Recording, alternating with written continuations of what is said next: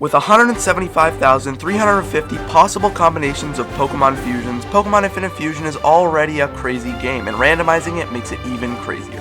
So I wanted to find out what awesome, strong, or just plain weird Pokemon I would get with all the Pokemon, moves, items, and even abilities completely random. To start things off, I named myself Mad K and my rival Bad K and meet Professor Oak in the lab, where I'm immediately met with the choice of my starter, which is of course going to be random. We are looking at a Weavile, an Abra, that also is pretty interesting, and a Vileplume. Ultimately, I decided to go for Weavile because of its great speed and attack stat, as well as having a pretty cool type for fusions later on. I name it Ice Cream, and after defeating this monstrosity that Bad K has created, I set out for the first route, where I am immediately met with some rather interesting encounters. Alright, you know, just casually run into the god of darkness and death. I can't catch any of the Pokemon yet though because of my lack of Pokeballs, so I continue on to Viridian City, where I get Oak's Parcel and more importantly DNA Splicers, which unlocks this game's core mechanic, fusing Pokemon. After bringing Oak's Parcel back to the lab, he gave me some Pokeballs. Oh, right, everything is random. So instead I got 5 lucky eggs, but this actually turned out kinda fine because 1 lucky egg sells for 5,000 Pokedollars, which let me buy 30 Pokeballs, which was more than enough. And finally, I can catch some Pokemon, so I caught a Natu, Ninjask, this weird Haxorus and Cyndaquil fusion, a Scizor, and even this insanely lucky Darkrai, when after getting back to Viridian City, I started to try some fusions. Oh my god, that's so cool! Darkzor. So, with my new Darkrai and Scizor fusion named Burnt Toast, I moved on into Viridian Forest, where I caught a Pidgeot, which was really the only interesting encounter of the forest, when not long after I came out to Pewter City.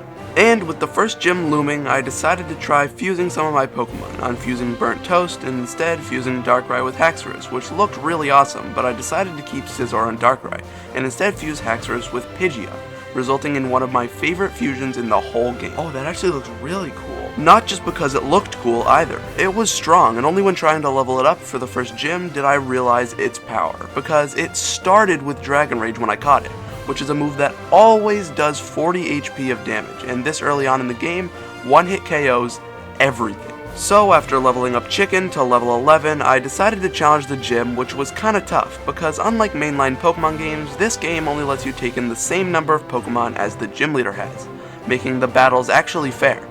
But to start, he uses Destiny Bond with this strange Wobbuffet and Chansey fusion, who I KO with Chicken, but it takes me down with it. Next, he goes into this cool Sylveon and Ursaring, who I KO after hitting through a ton of Sand Attack accuracy drops. First badge down.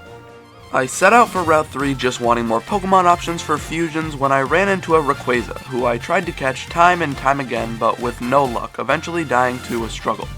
I did, however, catch a Gligar, with hopes of using it on my team at some point, but I quickly realized I would need an item called the Razor Fang to evolve it, and with items being completely randomized, I would probably never get one. So I just continued to Mount Moon, where I got Rock Smash from Brock and wander into the middle of Team Rocket's operation of trying to fuse 3 Pokemon together.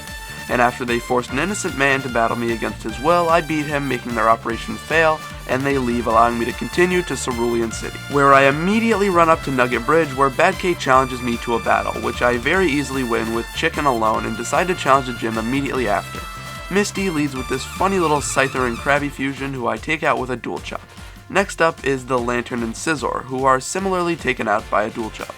And with the second gym completed, I realized that I got a premium Wonder Trade ticket from beating the gym, and after a quick Google search, I found out that they let you trade any Pokemon you want for another random Pokemon fusion. So I went to catch some Pokemon to trade away, and used both tickets, giving me a cute Dratini and Slowpoke fusion, which was alright, and the other gave me something much cooler, a Duskull and Bayleaf fusion, which I promptly added to my team. However, the team was far from complete, and these 2 new fusions needed some levels, so I headed north, taking on all the trainer battles with the new Bayleaf and Duskull fusion, and while doing so, I decided to go into the nearby grass to catch some Pokemon, for more options on my team, when I realized that I never gave my Bayleaf and Duskull a nickname, and decided to stick with the food theme, naming it Bayleaf. There wasn't all that much for encounters in the nearby areas, but I did catch this amazing Golbat and Wigglytuff fusion, as well as a Kirlia, who I would immediately fuse with a Gligar I got earlier. Even knowing that there was almost no chance Gligar would ever evolve, I put it on my team because Ground and Fairy is the best typing in all of Pokemon, and maybe I would get lucky and get a Razor Fang? But for now, I decided just to continue on the route north of Cerulean City and came across this house with a man who I watched fuse himself with a Rhydon, and then decides it was a bad idea and asks for help saving him. And once I do, he gives me a ticket to the SSN. And after going to the route south of Cerulean City, I made it to Route 6, which would soon lead me to Vermilion City, where the next gym is. But before I can challenge it, I need to board the SSN, and while battling all the trainers on board, I just need to show off some of their fusions, because they're either really cool, like this Kabuto and Entei, or just goofy, like this Farfetch'd and Weepinbell. But after defeating all those trainers, I made it back to Bad K, who challenges me to a battle that I win with relative ease using only Chicken and Bayleaf, and at last I can meet the captain, who gives me Cut, allowing access to the gym. I go into the gym and immediately fight the first trainer, who leads with this jolly little fella, who after taking out lets me get to Lieutenant Surge, who leads with a Moltres and Tyrogue, who I KO with Chicken. His next Pokemon, a Hitmonchan and Natu fusion, goes down to just a Dual Chop, and the same goes for his really strange Lucario and Galvantula, giving me the third badge, but more importantly, more premium Wonder Trade tickets, which I immediately went off to use, getting me an adorable Phanpy and Azurill fusion, which is also a Ground and Fairy type, immediately replacing the Curly and Gligar I fused earlier. So I made my way back to Cerulean City and took the route gate to the right, leading me to Route 9 when I ran into a Palkia, which if you don't know has some of the best fusions in the entire game, and on my second Pokeball, I caught it. I named it Dog and continued on the route just trying to level up my Pokemon more and still looking for cool Pokemon to fuse with the rest of my team when I came across this Togekiss, a solid Pokemon that I could use for its Fairy type if necessary because I already had a Flying type in Chicken. I didn't do anything with my new Pokemon yet, however, because I had something far worse to worry about. That being Rock Tunnel, which is a pitch black cave that took me an actual hour to navigate, and while making my way through it, Bayleaf evolved and somehow got even cooler. I got a Trapinch from this man in a random house, encountered a Flareon that was level 40 for some reason, as well as this Kyurem and Nidoran fusion, and caught them both for fusions later on. When finally I made it out of the cave. Oh, wait a second, because they put one unavoidable trainer at the end of the cave, and also, I forgot to mention, my entire team died throughout the cave, except for Burnt Toast. And after admittedly a few tries, I beat him, getting me to Lavender Town, and finally, I could use some of the Pokemon I caught to make some fusions. I decided to give up on having a Fairy and Ground type and fused the Trapinch and Flareon from Rock Tunnel to make a Ground and Fire type named Fry, as well as this Natu and Machamp because Psychic and Fighting is a great combination. I also fused Togekiss with my starter Weavile, but would soon unfuse them because I just didn't like how it looked. But for now, I just continued on and set out for Celadon City, where I immediately got indecisive about my team again and decided to try some fusions. Ultimately, I decided to get rid of Burnt Toast because I just wasn't using it much, and its move pool was admittedly extremely limited, and replaced it with a Palkia and Kyurem fusion, which has to be one of my favorite ones so far. But finally, I can beat the gym. Oh, never mind, I have to instead take Erica through the sewers, which is actually kind of fine because I encountered these adorable little fellas in the process. When finally I made it out to the end to challenge Giovanni, who I beat with Bayleaf and Chicken, giving me the Sylph Scope so I can finally explore the Pokemon Tower. But for now I was back to team building because I realized that I got Super Splicers from somewhere and decided to use them on Fry to see if I unfused it and refused it if it would end up being level 40 like the Flareon, and to my surprise it was. I then made the unfortunate decision that my starter, Ice Cream, just wasn't good enough to stay on the team, and so I replaced it with Burnt Toast, but this time as a Darkrai and Wigglytuff fusion, for the Fairy and Dark type. But with my team now mostly complete, I moved on to challenge the gym and took on all the trainers just to get some more levels, when Bayleaf evolved once again, and not long after, I took on Erica, who was pretty easy, and Bayleaf and Fry were able to take her out. With the 4th badge down, I got 2 more Wonder Trade tickets, which were very uneventful, so I started back toward Lavender Town to get to the Pokemon Tower, and on my way, Fry leveled up, causing him to evolve into this abomination, but it's okay, cause he'll look cooler the next time he evolves. After making it to the Pokemon Tower, I began to go up it battling every trainer along the way, when one of them had this awesome Darkrai and Lantern fusion. Another thing that happened was that Rice Ball finally evolved into his final form thanks to one of the trainers in the tower, and while traversing it I found a Jolteon, which I caught and thought about using on my team. Because as much as I love Burnt Toast, I always replace it because it has never learned any good moves, and that was the case once again. And because I still wanted a Fairy type on my team, I fused Jolteon with the Curlia from earlier and got what I thought would be my final team.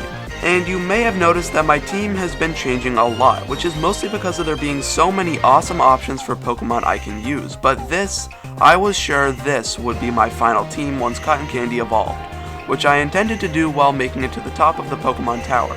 And once I did, I met the man at the top who gave me the Poke-Flute, but I wasn't leaving until Cotton Candy evolved and battled wild Pokemon until it did. Then I admittedly got a bit lost and went through this route gate to Saffron City, the town of the 6th gym, but more importantly, Silphco, which I headed into because at the very least it would give me some more levels. And while fighting the trainers inside, I saw a huge weakness in my team. That being fairy types, arguably one of the best types in the game, and I didn't have any steel or poison type answers for them. And realized that the electric type from the Jolteon that I fused with Cotton Candy just wasn't that useful, so I unfused it and instead fused Cotton Candy with this Magnemite that I caught earlier. And yes, for real this time, this is the final team. But I did realize that I didn't do the 5th gym, so I set out for the cycling road, and after getting a bike from Cerulean City, I made my way down it battling some trainers, leveling up Cotton Candy, allowing it to evolve, when finally I came out to Fuchsia City. I immediately took on the gym, and after battling all the trainers, I made it to Koga, who was not as easy as I anticipated, with his first Pokemon taking several hits to KO. But this hideous Smoochum and Nosepass went down to just a low sweep, and the same went for his Gyarados and Weavile fusion. Last was his Miss Magius and Articuno, who went down to Dog's Power Gym. From the gym, I of course got the 5th badge and some more Wonder Trade tickets, which gave me nothing of use, but the Bidoof and Sandile fusion I got was pretty funny. But unfortunately, I still had to do Silphco, and while making my way through it, defeating trainers and leveling up Fry, letting him evolve, I found this storage room with a whole bunch of items on the ground. And one of them was a freaking Razor Fang. The funniest part of all of this is that I recorded that part of me maybe getting lucky finding one before I finished this challenge, so it is completely coincidence that this even happened.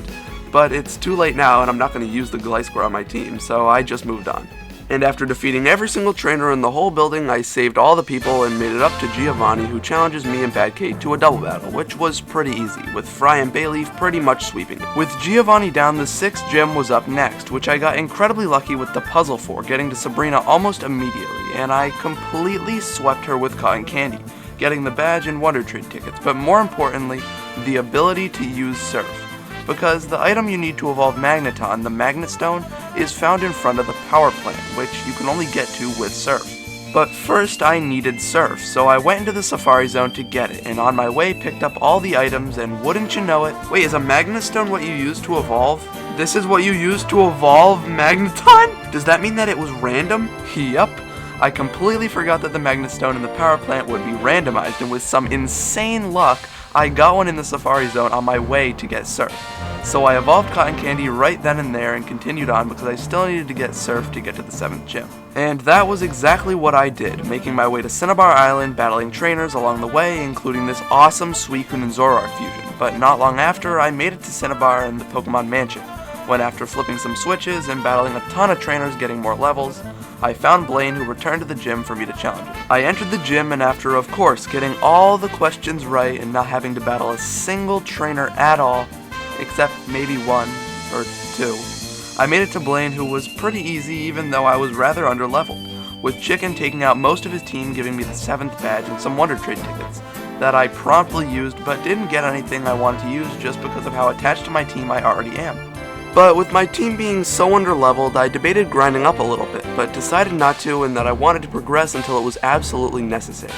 So I went over to the port on Cinnabar Island, where this man informs me that his boat was stolen by Team Rocket so they could get to Mount Ember, and of course it's my job to help him. And after doing this really confusing water currents puzzle, I made it. I go in and fight all the trainers leading up to Giovanni, and they actually had some pretty awesome fusions like this Giratina and Absol, and especially this Krokorok and Squirtle. When finally I make it to Giovanni, who reveals his plan to fuse the 3 legendary birds together to create Zap Molkuno, and challenges me to a battle with it. For my first try, I actually did pretty well considering it was so unexpected, using Surf on Dog for big damage to Moltres and then finished it with a Dragon Claw.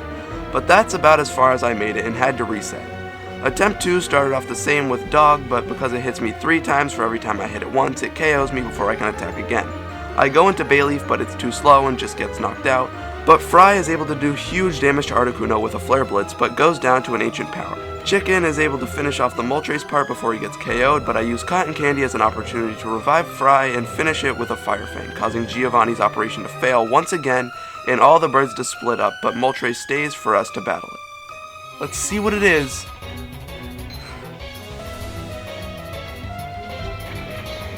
It's a Poliwag.